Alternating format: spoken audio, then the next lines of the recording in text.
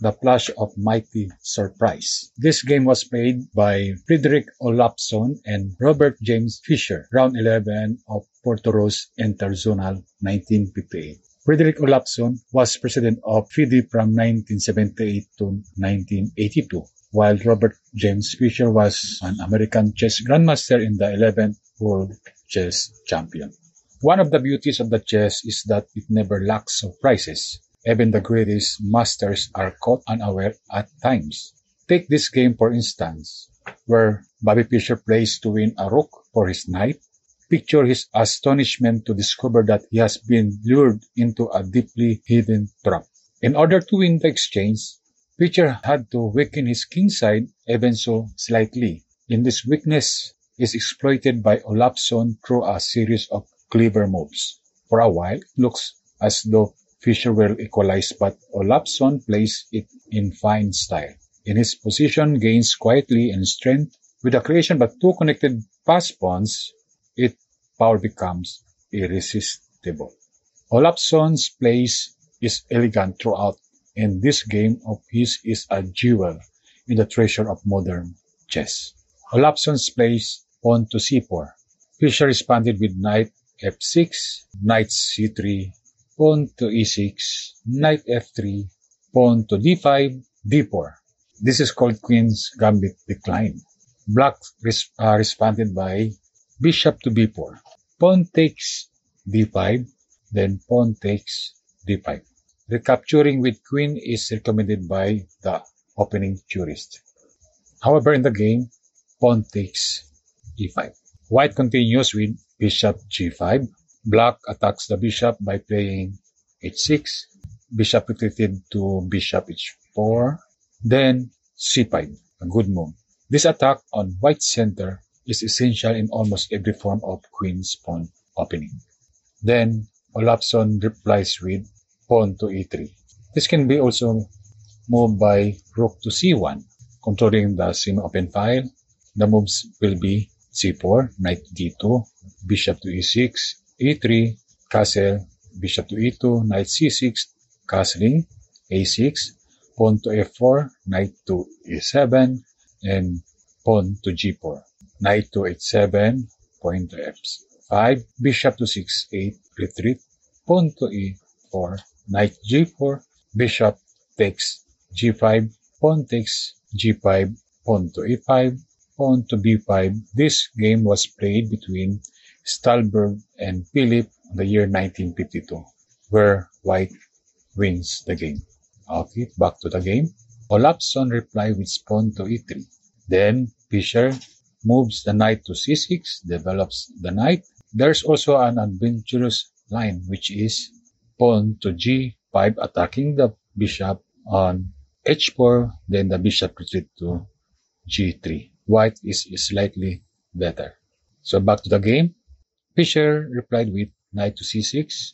Then Olafsson replied with rook to c1, an equal position. There's relevant moves by white by playing bishop to e2, followed by bishop to e6, castling, rook to c8, rook to c1, c4, knight e5, knight takes e5, pawn takes e5, bishop takes c3, pawn takes c3, then g5, attacking the bishop on h4, then pawn takes f6, pawn takes h4, queen to d4, rook to g8, pawn to f4, pawn to b6, f5. This game was played between Borensinko and Arsenev the year 1957, where white wins the game. Back to the game. Olafsson replied with rook to c1, controlling the semi-open file. Then Fischer pushes the pawn to c4, developed the bishop to e2, and bishop to e6.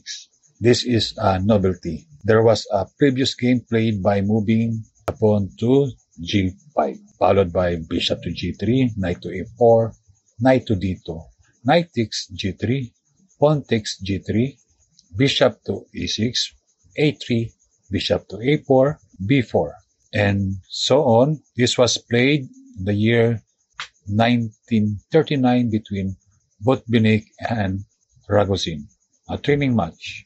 in the Moscow. Let's go back to the game where Fischer replied bishop to e6, double T. Then Olafson continues with castling. Same with Fischer, castle. Continue knight to d2, bishop to e7. Black unpins his knight, which is a mistake because Olafson replied with b3.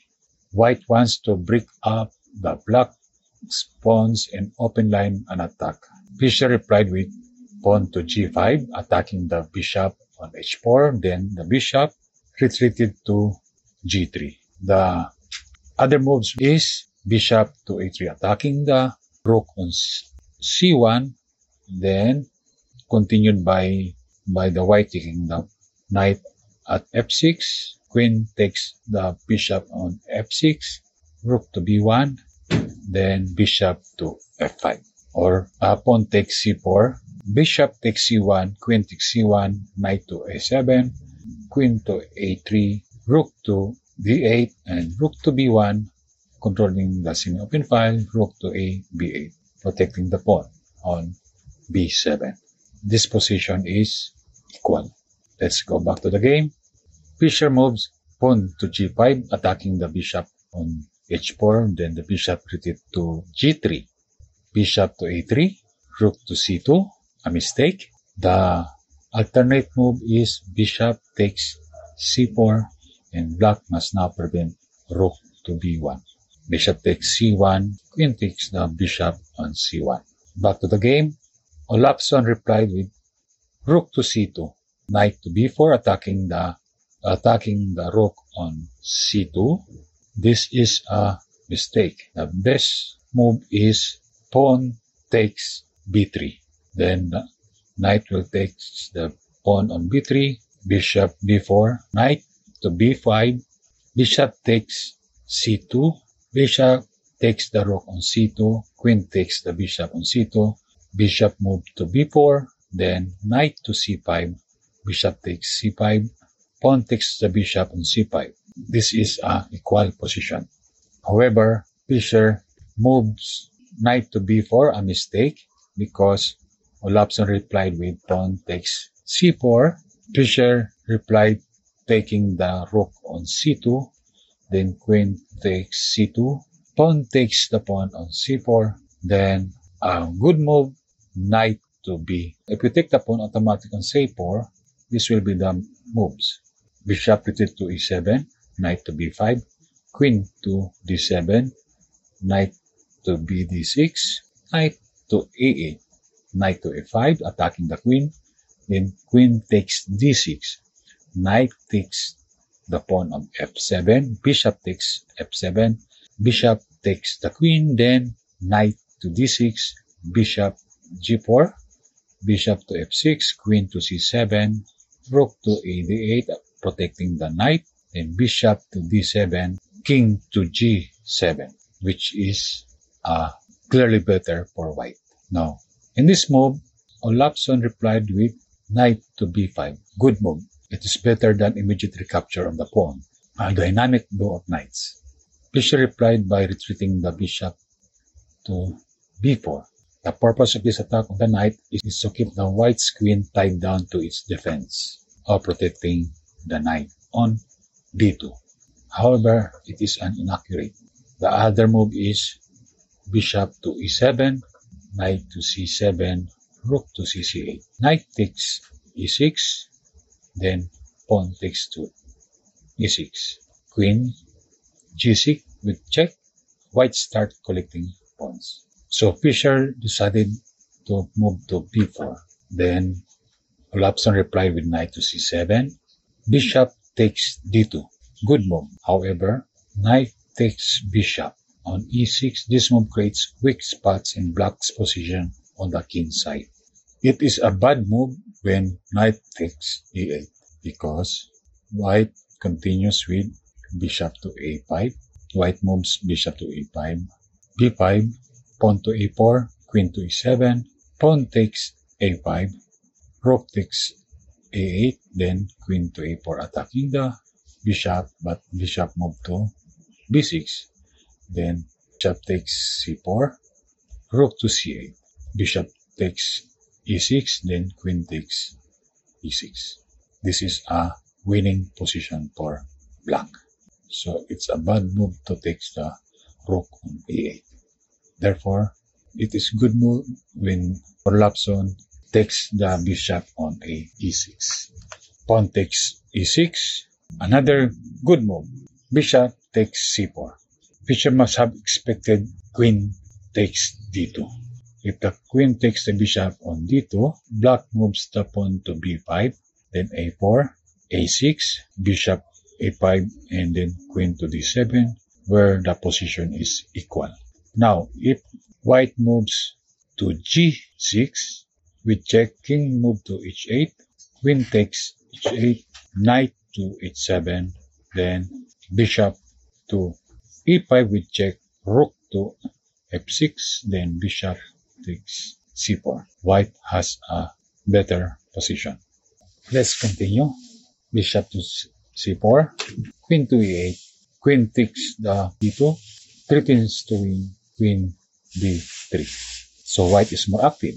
Black moves the knight to e4. Fischer wants to get rid of one of the troublesome bishop. Queen to d3. Knight takes the bishop on g3. Pawn takes the horse on g3. Then rook to f6. Protect the squares on g6 against white's queen. Apparently, black has equalized since he has 0 rook for a bishop. So rook to f6. Then queen to e4. A good move, a fine spot for queen in the center. Then rook to c8. Attacking the bishop. White respond by bishop to b3, queen to d7, rook to d1. Now white has a powerful threat. Pawn to d5, rook to e8, f4, a new menace of the scene. The pawn threatens to push on to f5, striking another blow at the pin pawn at e6. Fischer responded with queen to h7 for queen to queen. Then the queen moves to e5. Queen to f5, still queen to queen. But white responded with a good move with pawn to g4. This move assured better position for white even after the exchange of queen. So queen takes the queen on e5, pawn takes the queen on d5. Now this is the king rook to king rook bishop endgame. Fischer continued with rook to f7, pawn to f5. Now we understand the g4. The pawn at g4 gives protection to this pawn at f5. So black responded by moving the rook to c7. However, it is a mistake. The possible move is rook to f8. Was a worth of try. So Fischer decided to move rook to c7. Olafsson replied with rook to d6. An excellent move, pressuring the pawn on e6. Fischer replied with rook to c5. Olafsson takes the pawn on e6 with check. The king moves to f8, then bishop to b3. If the rook moves to d7, it is a bad move because it equalizes the position. White is no longer winning. Bishop moves to d5, worth a try. Olafsson replied with bishop to b3. Then Fischer takes the pawn on e5. Rook takes the pawn on h6. Rook takes the pawn on e6. Rook takes the pawn on e3. Black is only hope is to counterattack. If rook to e7 loses quickly because there is a rook to h8 with check. Rook to g7, then rook to g8 with check. King to h8, then pawn to f6. Rook to d7. King to f2. Rook to d2 with check, king to f3 move, rook to d6 attacking the pawn to f7, rook behind the pawn of f6 with check, king to e2, white wins. In this position, Fischer replied with rook takes e3, then rook to g8 attacking the pawn, rook 8 to e4. If rook takes to b3, giving back the exchange was surely the best way to draw. So it is a mistake because white takes g5. White has now 2 connected pawns. And this is a dubious move. Rook to f4 was the correct move and the last one that secures a draw position. And here's the moves.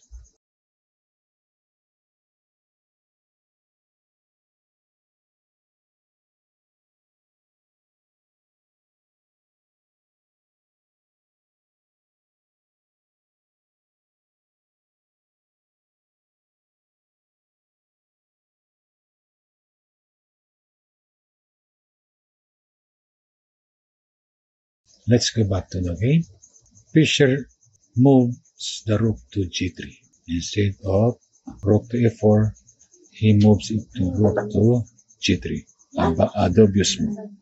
Because rook to g8 with check, rook to e7, the pawn moves to g5, aiming for f6 with check. Then another bad move, rook to e2.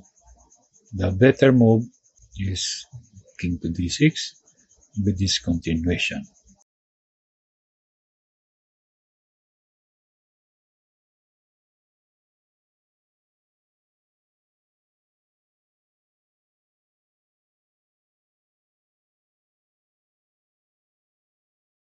Giving hard work to white. Still, white is clearly better. Back to the game. Rook to e2. Olasun replied with bishop to d5, protecting the pawn at g2, and the pawn ruler can advance. White is clearly winning. King to d6. Bishop to f3. Rook takes a2. Another bad move. The better one is rook to e5. White will still have a lot of works. Back to the game. So rook takes to e2. Pawn moves to f6. King to e6, rook to e8 with check. At this position, if the rook moves to a5, the continue will be